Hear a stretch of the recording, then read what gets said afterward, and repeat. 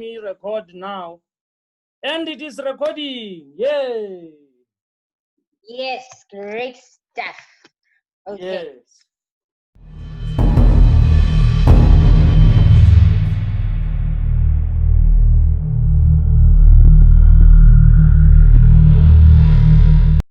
So this is our second segment with Daniel Matapola on thriving in education. Then the last time we spoke last week, we were touching on the importance of entrepreneurship. That's where we left off. But however, we can give a little bit of a background of what we started. But basically what we did last week, we touched on what education means to you, especially. You defined for us the difference between an educated person and the difference between someone who just went to school and got a certificate. And yeah, so you were speaking to us now about the importance of entrepreneurship and linking it to how entrepreneurship and education goes hand in hand. So Yes. would you like to recap and continue for us? Yes, yeah. Good evening to South Africa and the world. So, as introduced, my name is Dan Matapola. By profession, I'm a space scientist, but I'm also an entrepreneur. I'm a wealth creator, and I'm the master property investor. So, currently, I brand myself as the African billionaire who changed the world by changing himself. So, recapping from last time's conversation, we defined education using Napoleon Hill's definition of the Latin word. It's the English word derived from the Latin word educo, which means to induce, to develop, or to draw out from within. And we elaborated on what that means, and we defined an educated person as not necessarily someone with an abundance of general or specialized knowledge, but someone who has so developed the faculties of their mind that they can go out and get whatever they want or its equivalent without violating the rights of others. That's all Napoleon Hill's definitions. And then I was linking education with entrepreneurship, because when you look at the definition of entrepreneurship, it is the creation of value or the extraction of value. And this value may not necessarily be of an economic nature. It may be of an economic or non-economic nature or value. So entrepreneurship is drawing out from, it's extracting, and it has similarities with education, which is drawing out from within. So entrepreneurship is very, very important in that we study, we go and acquire knowledge, and the missing link after the acquisition of knowledge, Napoleon Hill says, the missing link in all systems of education known to civilization today, and this was in 1937, may be found in the failure of educational institutions to teach students how to organize knowledge, organize and use knowledge once they acquire it. And we know that we're struggling, especially we graduates, with taking that knowledge that we acquired and applying it to solve problems, to create value, and to exchange this value for its equivalent in the marketplace. And that's where entrepreneurship comes in.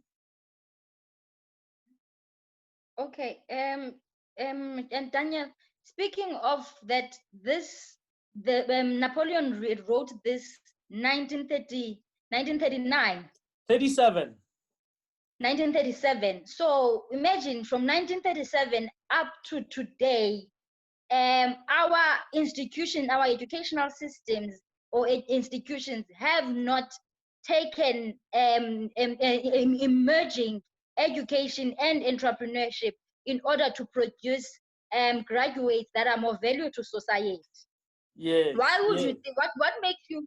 Why do you think that is the case? Because my understanding is this, that the country, when a country is able to take one child to university, the country invests in that child.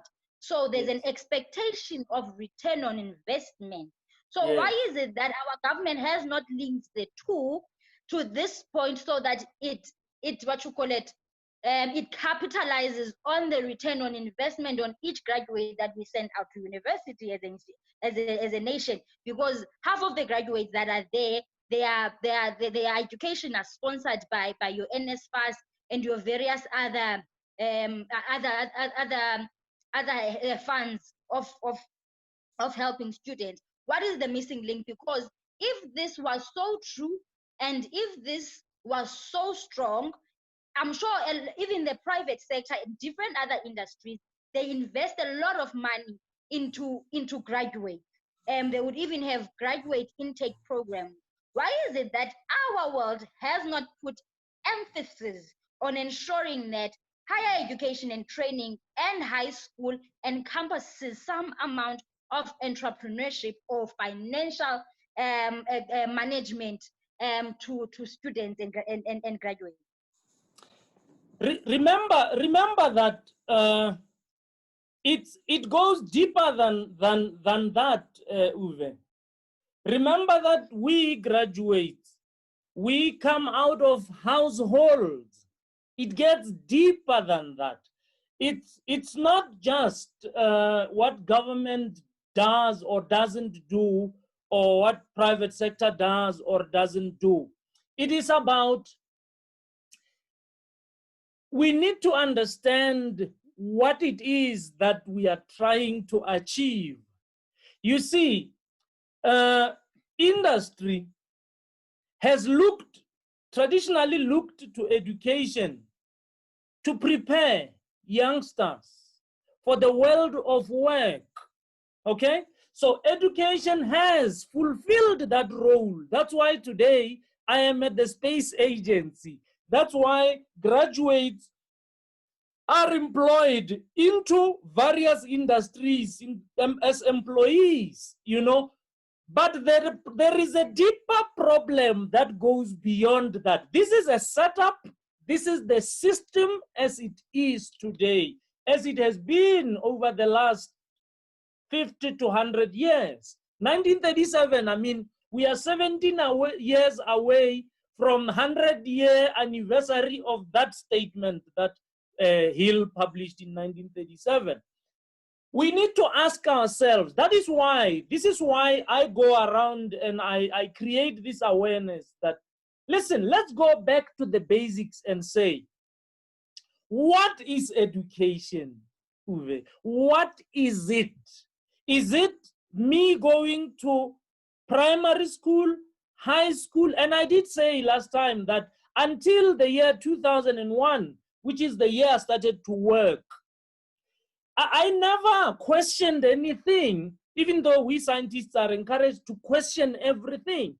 I thought, you know, this is why I couldn't understand why that company in Centurion didn't just give me a job. I mean, I was qualified, I had finished school, I had graduated, I had proof that I had completed this certificate. Yet they were asking me things like, what value are you going to add to our company? And it was a wake-up moment, because that over time got me to question and say, hang on one moment. What exactly is education and what is it meant to do? Remember, Uwe, you and me, and every other child that walks this planet, we are beings of infinite worth. What that means is that if I come out of university and you say, well, young man, you are inexperienced and we value you at 100,000 a year, and I sign on the dotted line to accept that that is what I am worth, you know that because of agreement, then it means that's what I'm worth. Yet the irony is the following. I have accepted 100,000 rand a year salary, yet I'm a being of infinite worth, Uwe. Isn't this the paradox now? So we need to come back and say, hang on. If we are to design an education curriculum and we design it with the knowledge of the beings that are going to go through it, this curriculum, and these beings of infinite worth, we would like them by age 10 to be millionaires, by age 21 to be billionaires. You do know that we will not come out with the same design of the system, because today by age 24 today, having spent 7 years in primary school, 5 years in high school, minimum of 3 years in tertiary, and 6 years before starting school, by age 24, that's when, 23, 24, that's when you start to be economically active. But that's because of the design. I am advocating for a redesign. And the design should bear in mind the following. Remember also, our education is captured. I'm using a very popular word here. Education is captured. Captured by who? Captured by industry. In fact, it's not a shame for education to state that they are producing future workers for a future economy that will be absorbed in industry. But then we wake up as children out of households. Let me ask you a question. When have you ever heard that education has adjusted its curriculum to fit the needs of the household? Who pay the school fees? Who send the children there? And right there, that's where I'm gonna bring that issue of entrepreneurship, because the best place for entrepreneurship is at home, the parents. You see, we parents, I'm a father of 6 beautiful girls. We, the parents, have 6, yeah, 6. Oh, 6. 6 girls. Oh my goodness. Okay. So in African terms, they say I am rich. And what they mean by that is that 6 young men are going to come looking for wives and pay me lobola. But that's not where my wealth derives from. We will get into that another time if time allows. But you see, we the parents, Uwe, and I want to take responsibility here. I'm not one to point fingers at government and say they didn't do this, they didn't do that. I really believe that government is doing its best, and government is doing, I mean, it's very difficult to just make a simple, small adjustment in the curriculum. If you remember, before KEP's curriculum came, it is an effort because you don't just change it overnight. The teachers have to be trained, retrained, and the whole system, it's a massive, you're moving the Titanic. So I don't want to blame the ministers. I don't want to blame government at all. I want us as citizens of South Africa to take responsibility and say, Dan, God gave you these 6 girls, you and your wife, correct? And yes, you have a responsibility to train these children, program these children, shape these children's thinking, raise them within a set of values that would draw out of them the contributing members of society. And in that process, then you decided you're going to bring in partners in education, and therefore you subcontracted their academic training to academic institutions. Now, right here, I can tell you where the problem is. We, the parents, we have relegated our duty to the teachers, and we said, teach them. As if what the teachers are teaching our children, it's everything our children should know. And we know that school doesn't teach you about money. School doesn't teach you about thinking. These are things that are missing in the academic institutions. They are missing links. So if me as a parent, I don't also get lessons How can I teach my children and give them that which I myself do not have? Do you see now the responsibility comes back to me? I'm the father. I am the father. And I said, I will guide these children to not only survive in the fourth industrial revolution, but to thrive. I even wrote a book around it. But I need to be the one taking responsibility. And the children, remember, they are watching me. I say to them, okay, do your schoolwork. Me, I'm busy playing with the channels of television and DSTV at home. What do you think my children become? Or I'm drinking with my friends. What? They are watching me. And they want to be like me one day. And they're going to be exactly that which I'm modeling in front of them. I feel you. I feel, and I get you. And that's more than true. Then I understand what you mean.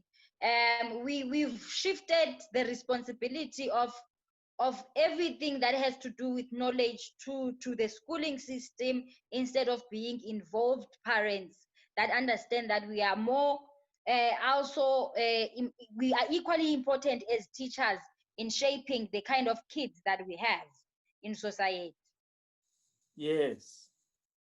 Okay, Yes. so then let's try and bring it home one more time. The name of the show is called Thriving in Education.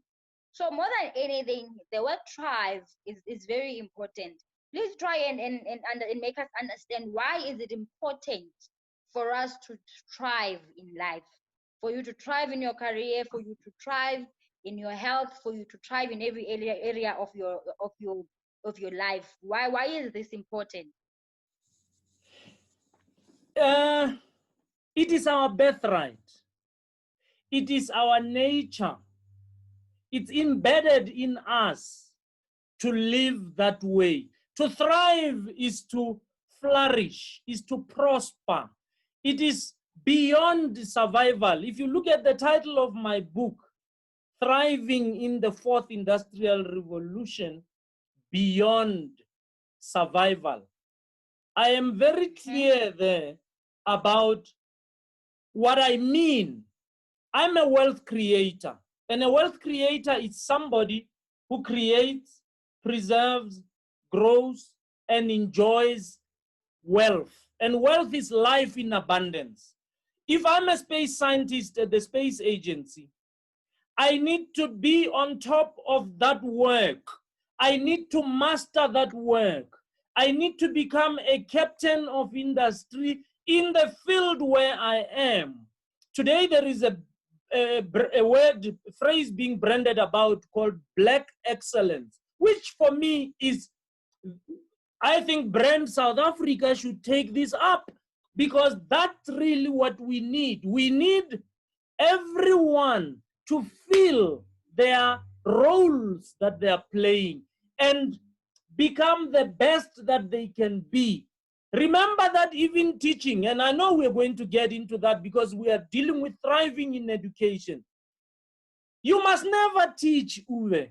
You must never teach unless you first master the subject you are going to teach.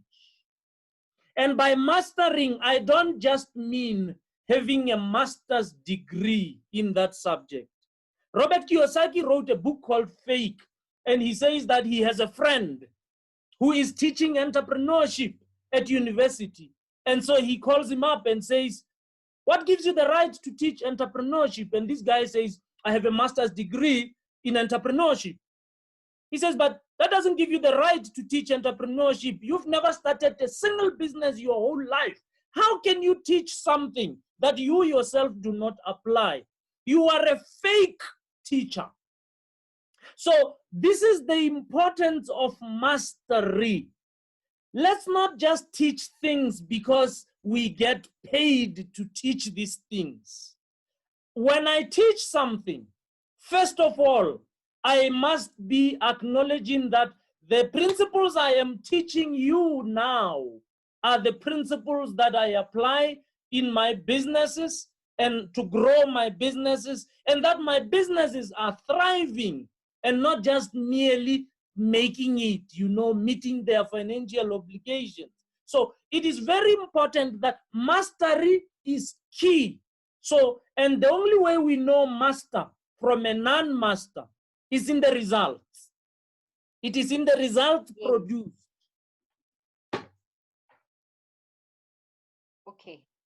No, I get you. I get you. So you are saying to us that it's not, you can never be a teacher. So what do you say about the fact that a teacher in high school will teach maths, will teach English, will teach life science, will teach geography?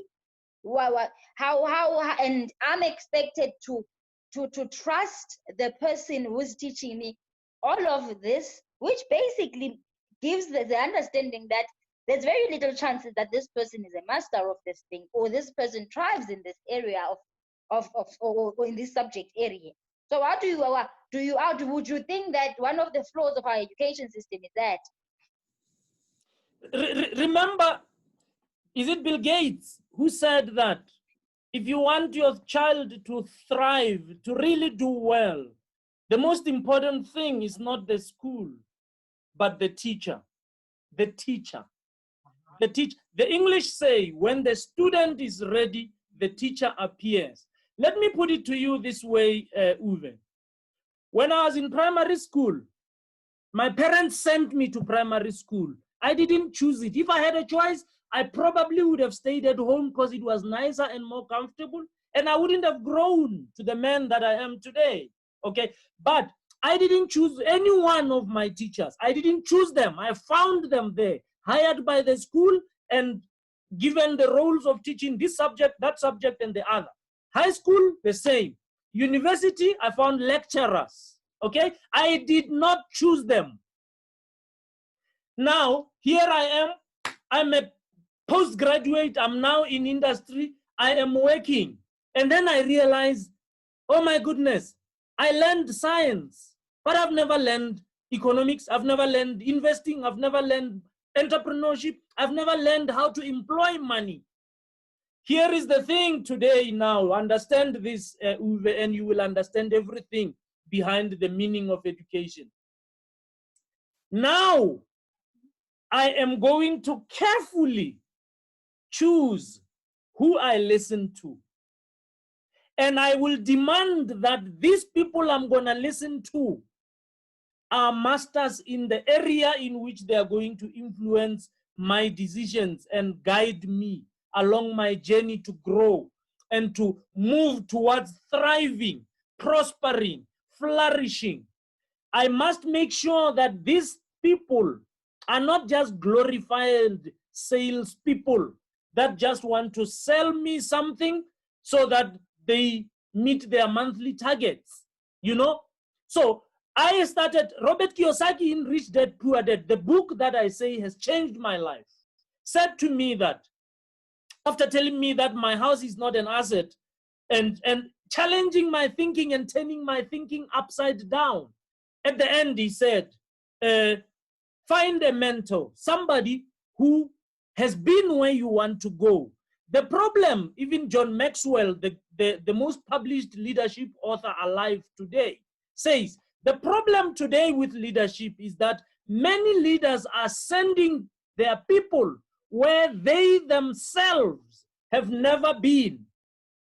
So if I'm going to Cape Town and I experience Cape Town, and then later on I determine that I need to send my team to go and deliver something in Cape Town on my behalf, I will give them directions to follow because I have been to Cape Town. I'll give them tips of where to stay because I know Cape Town. Now, if I'm sending them to a place I've never been, I'm a travel agent. I'm not a tour guide. There is a difference. What we need is more tour guides. People that have been many times to where they are taking us as tourists, not travel agent who sits at arm's length and books the flight, books the hotels in Europe. They've never been to Europe. They don't know what it's like. They cannot fully appreciate what I go through when I sit for 8 hours at a hotel waiting for a connecting, at an airport, waiting for a connecting flight. So I'm using these examples to say to you, we need to ask who is an authentic deliverer of educational content. And now increasingly what we are noticing is the following, Uwe. With this pandemic, Yes, with the direction that the world system is taking, you can see the world system is on its knees, okay? yes. Education is increasingly going online. The children of tomorrow have a wonderful opportunity that you and me have never had. Right from primary school, they have an opportunity for the first time in the history of mankind. For the first time, they are going to choose their teachers. They are not necessarily going to go to a place where teachers have been hired and they say, okay, get into class, this one, and that one. They are now going to sit at home, online, in the comfort of home, with their parents by their side, and say, Mommy, I want to choose a teacher who is a master of art because I want to get into art and technical drawing and. You know, if I'm going to take lessons on robotics and how to program a microprocessor, I'm going to take those lessons from somebody who is a master in that and is actively using those skill sets every day to solve problems in their robotics business, in their robotics environment. Yes, yes. That is the missing link. Okay, no, now I feel you. That is something I've never thought of. Yes. Okay, so when we're looking at all this, our next item is that what do you think is meant by intentional learning? What do we mean when we say a system of learning is intentional? Well, it's very simple, and my own journey again comes to the fore. My parents sent me to school. I went to school alongside my age mates. There's nothing intentional about that from my point of view. I honored my mother and my father and I obeyed them. And I went to school because they said to me, this is good for you, son. Go and be like other children. High school, it's progression. Parents, that is good for you. Yes, yes. That's why if you listen to a man called Dr. John Tibani, he's a powerful, powerful speaker in South Africa. He says, they said because I was good in maths, I was good in science, they said you must become a doctor. He said, I went to study medicine, I became a doctor, but as I was busy practicing medicine, my heart wasn't there. And eventually I decided to start taking, business lessons at Damelin on Saturdays. And I started to help people not with medicine anymore, but help people with their emotional problems, because I realized that many of the illnesses that bring many of the patients into my consulting room, particularly on Mondays, when they recover from babalas because they drank too much over the weekend, it's emotional issues that have to do with stress and people not understanding themselves and how their mind works and how to manage their emotions and their stressful environment. Then he said, you know what? I set a date that I'm going to leave medicine. And today he has left medicine. He's one of the best motivational speakers in South Africa today, So, and he, listen to this even more interesting with Dr. Tibani's story. He went, when he started to learn how to speak, this is what he did. And this is critical, Uwe. It's critical. He went to a man that was a master in that area.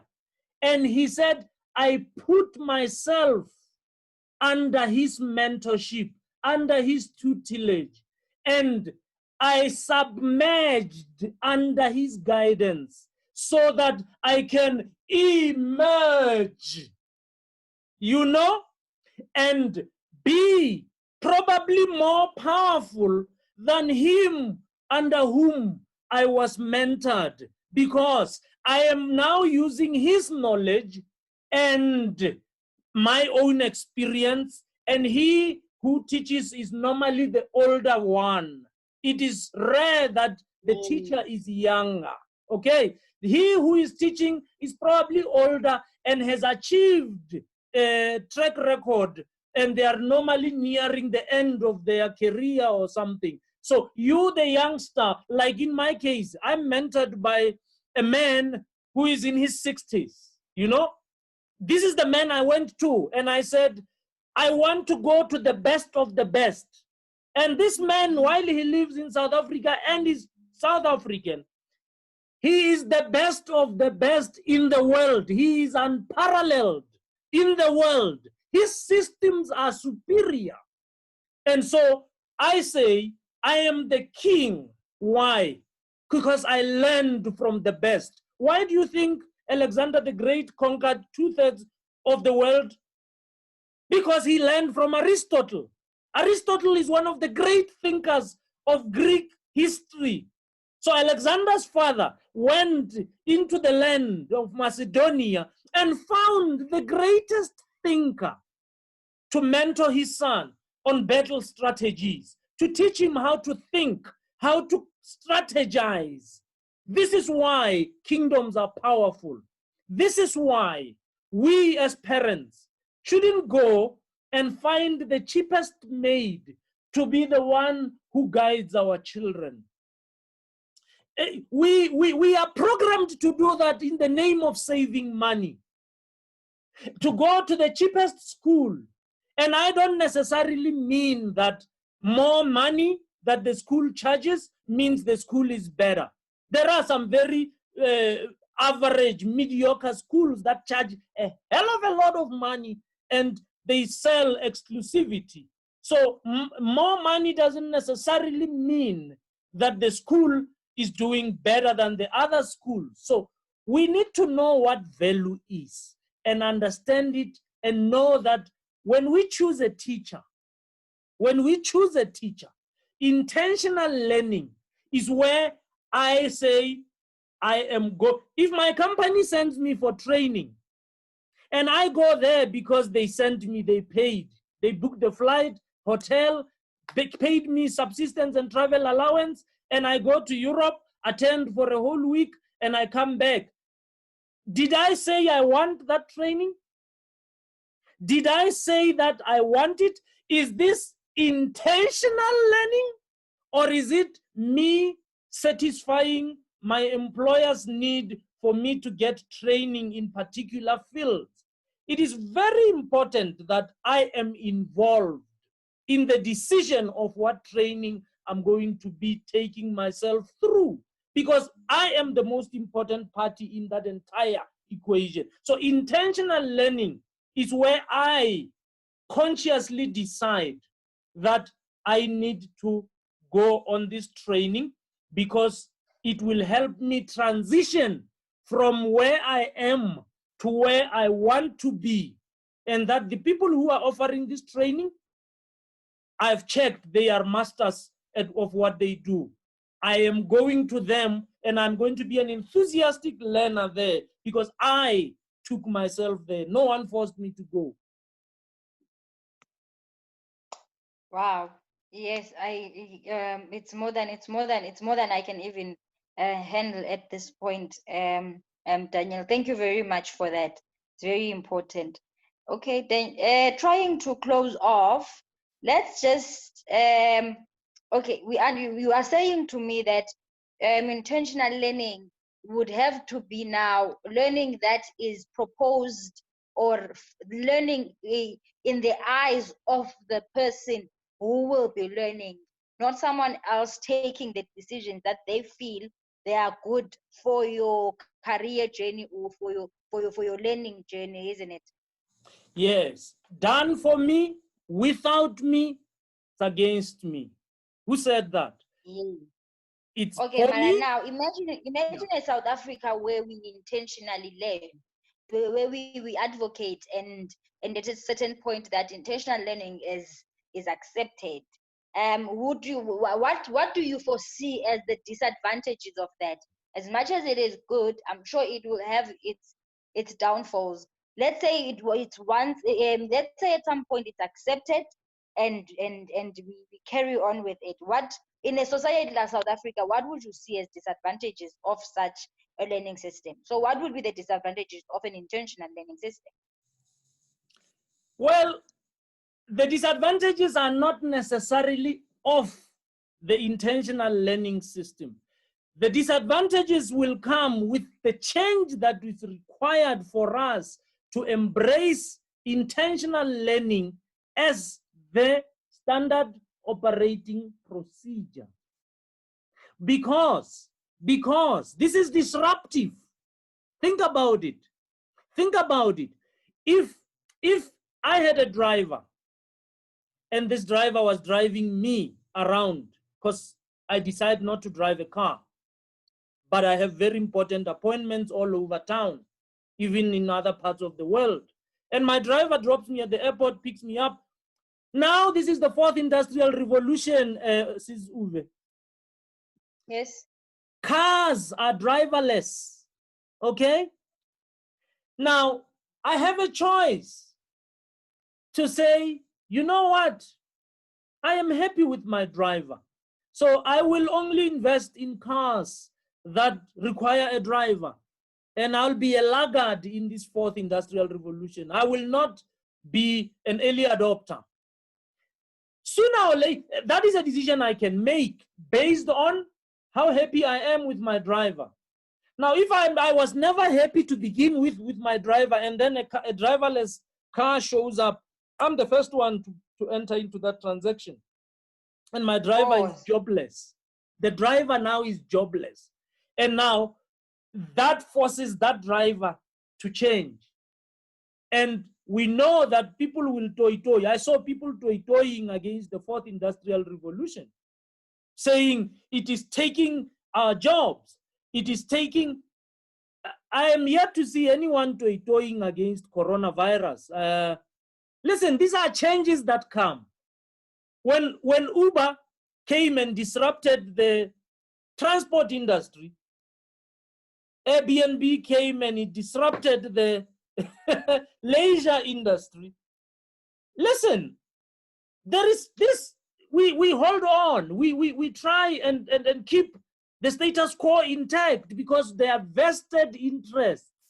But the truth is, the disadvantage of a new system, a better system, is the old system. I mean, why do you think Jesus Christ was killed? He wasn't killed because he was a bad man. He was killed because he was disrupting organized religion's way of life. His greatest enemy were those guys who wanted him dead. Who wanted him dead because he's bringing a disruption. The greatest disruption. Fourth industrial revolution is nothing new.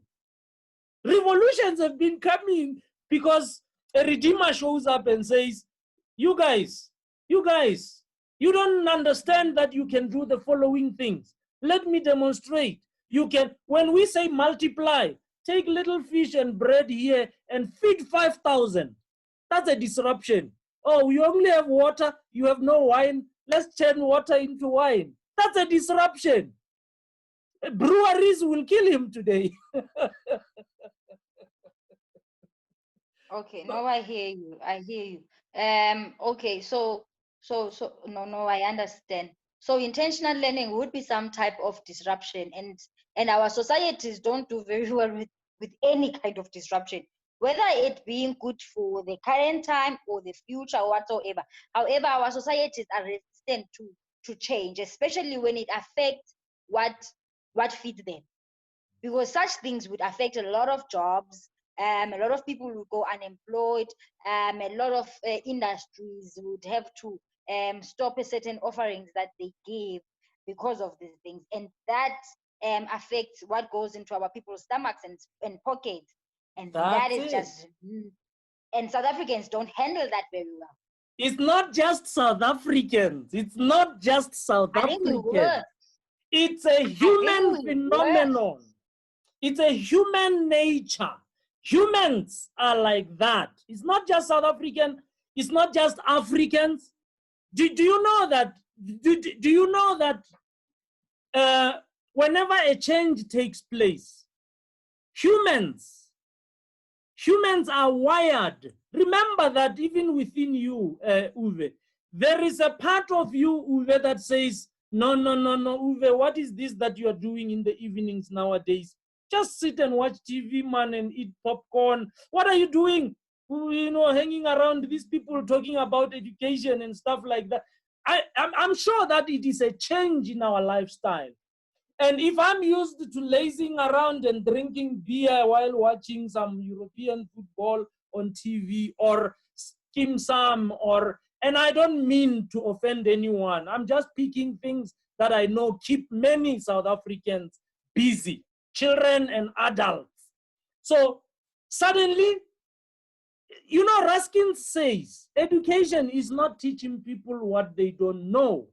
Education is teaching people to behave as they do not behave, because our behavior causes our results. Our behavior is determined by our programming in our subconscious mind. That is really the key. So people's programs is that, no, I've graduated, Moose. So now it's my turn. I've heard parents say to their children, hey, study your books there while I'm watching TV. Remember that I've finished school. You are the one who still has to pass your matric. You are the one who still has to get your degree. Yet we say education is lifelong learning. How can education be lifelong learning when parents are not learning? Why are parents not learning? Because they want to sit in a comfort zone. They want to sit in a comfort zone. Let me ask you a simple question, Uwe. What is your idea in your, I assume you grew up in a rural village somewhere in the Eastern Cape. I grew up in a rural village somewhere in Limpopo, okay? What was your idea of a rich person? One, I'm going to make guesses for you. I'm going to make guesses for you. Tell me if I'm wrong. 9 out of 10 times I will be right.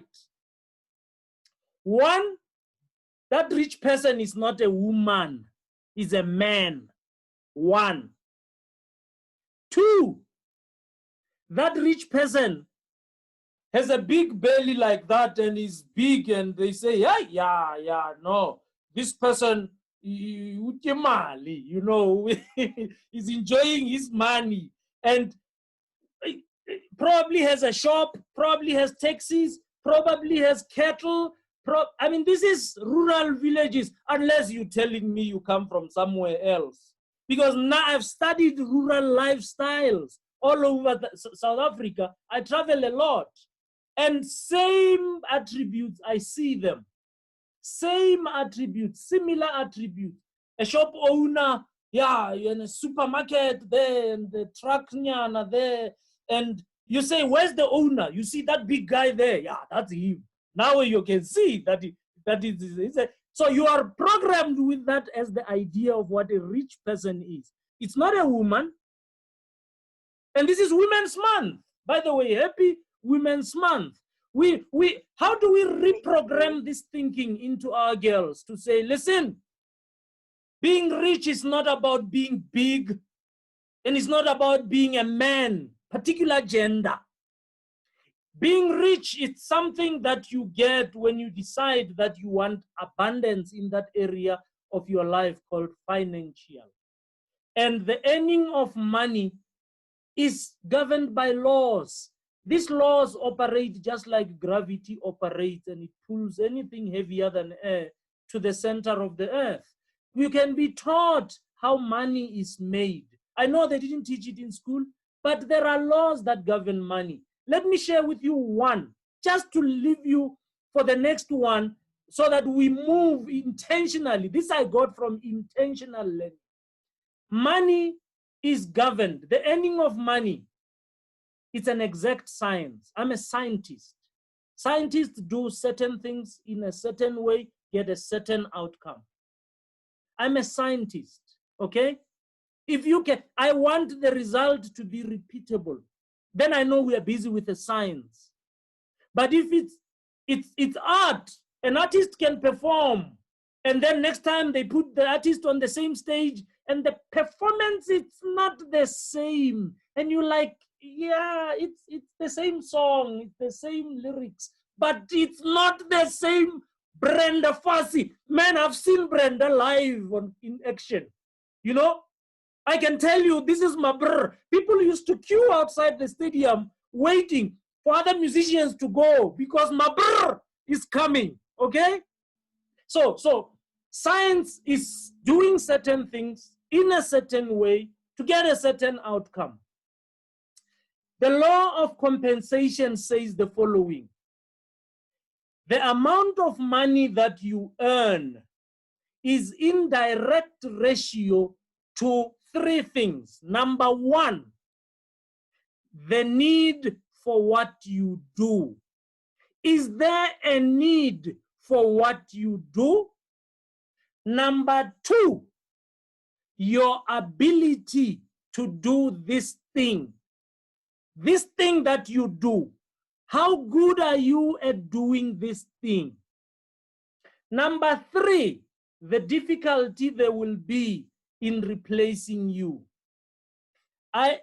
Listen, how difficult, you know, some people, they leave an occupation and they are not even replaced because they were not really significant. Think about the ruling party in South Africa. After Tata Nelson Mandela, the statesman, says that I'm going to leave only after one term, and they're looking for a replacement who is going to lead the party. How many Mandelas do you think? How many Nelson Mandelas do you think you can produce? Do you think you can fill a gap left by Madiba easily? Do you think you can fill a gap left by Mahatma Gandhi in India, the man credited with bringing the British colonizers to their knees and getting them out of India and gotten freedom for India? You know, Martin Luther King Jr. in the US, the civil rights activist. Do you think you just replace people like that overnight? You are in shock when you lose those kind of people. And I don't want to say Jesus, the anointed king. Really? There's only one, okay? Only one, all right? So I think that intentional learning, Uwe, it's about, remember that you are bringing something of value to the world. Your birth signifies you getting a mandate to bring something unique. So don't go copying other people. Don't mimic other people. Learn from them. Take a few things from Robert Kiyosaki, a few things from Stephen Covey, a few things from Anthony Robbins, a few things from Hannes Dreyer, a few things from Dr. John Tivani, a few things from a few teachers you are surrounded by, okay? But don't ever replicate what they do. You know, when we played football, we used to wear Dr. Kumalo number 15. Some people used to wear, you know, Pototo Makanya number, 12. And you say, wait a minute. You even see a player trying to move like Dr. moves, you know, making the moves that Dr. dribbling style, trying to emulate that Prince from Soweto, you know. So you should not, you should look up to. My brother's son calls himself Messi. and he's left-footed as well. And you see him trying to do a little mercy on his, street mates, We must learn from other people. We can even emulate certain elements of their style and their, context. Tiger Woods plays golf so well. Usain Bolt runs so fast. And yeah, you wanna take something from him. David Beckham bends it so well, that free kick. Learn from David, but please bring you to the game. I took from Hannes Dreyer the wealth creation stuff, the passion you can see, it's there. The man has lit up my candle and he's lost nothing. But by no means, I am not Hannes. I'm a scientist. I'm different. I'm bringing Dan to this whole thing. And when I bring Dan to this whole thing, this becomes Dan-centered. It's Dan-centric, okay? So that's why I, as a wealth creator, I never compete with anyone. I can never compete. How can you compete with me at being me? You lose every time. You lose every time. That's why entrepreneurship for me, it's never competition. If you read The Science of Getting Rich by Wallace D. Wattles, he says, when you compete, you throw down the ladder by which you rise, and all the other people will never be able to rise by the same ladder because you are competing. Create. That's why I'm a wealth creator. I create. I have been given co-creative abilities that give me the godlike ability to effect meaningful change in my environment. This is me, the being of infinite worth. God designed me this way. Put me, he embedded leadership qualities in me and in all of us.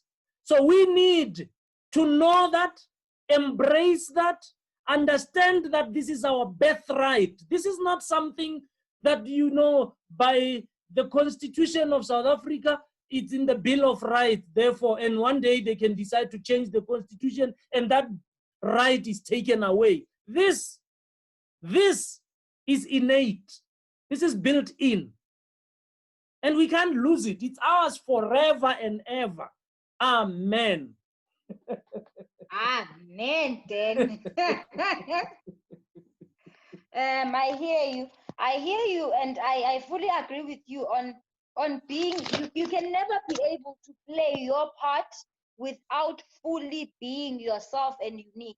There's a reason that there's a reason that our DNA it's as unique as it is. It means that in the whole puzzle called life, we have each a different part to play, and no one else can play it better than you, no matter how much they try.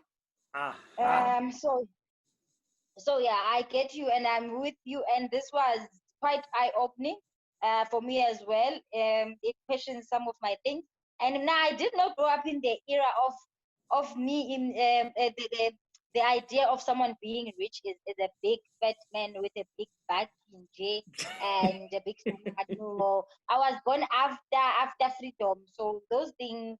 Okay. No. Oh, so the scene is you're telling me that the scene is changing. Yes, it's changing. But remember another thing, Dan, is this: we must not fit South African townships and suburbs and rural areas in one box. They are very different. That is correct. They are very different. I'm with you because in terms of, I'm sure even today, somewhere in the Eastern Cape, there's still rural areas with the kind of lifestyle you're saying. Stereotypes, yes. Yes. When I was about 10 years old, life was never like that. My reality was a bit different. Yeah. So we must try our best not to fit. South Africa is very diverse and it's very different. You can't believe it. It's even difficult to believe that there's places without water and electricity. In this day and age, it's very hard to imagine. In the same South Africa. So in the same South Africa, so we cannot put everything in a box. But we are hoping that with the world becoming as digitized as it is, it will, we will once, at some point, we will be uniform. Yeah. So yeah, so we are hoping that we leave nobody behind, because one of the questions about 4IR is the fact that who are we going to leave behind? What happens to those we are going to leave behind?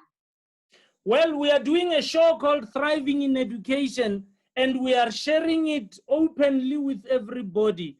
I believe when the students said fees must fall, I listened very carefully to them when they said fees must fall. Of course, this is way past my schooling days. I said, okay, I'm going to give you fallen fees. Are you ready to take fallen fees? Because this is fallen fees. I am giving you quality education that deals with the holistic development of the human, primarily a spiritual being living in a physical body, gifted with a marvelous mind, and having 4 application areas: family, society, money, and the way you produce it, vocation. So it's the whole being. It's called, when I was doing engineering, my favorite part was systems engineering, holistic view of the entire satellite system and its connections to the ground segment, the space segment, and the link budgets between the ground and the space component. So the whole system. Yes, let's leave it there. Let's leave it and respect holistic. That was wonderful. Then thank you very much, Ne. Thank you very much for the platform, the opportunity.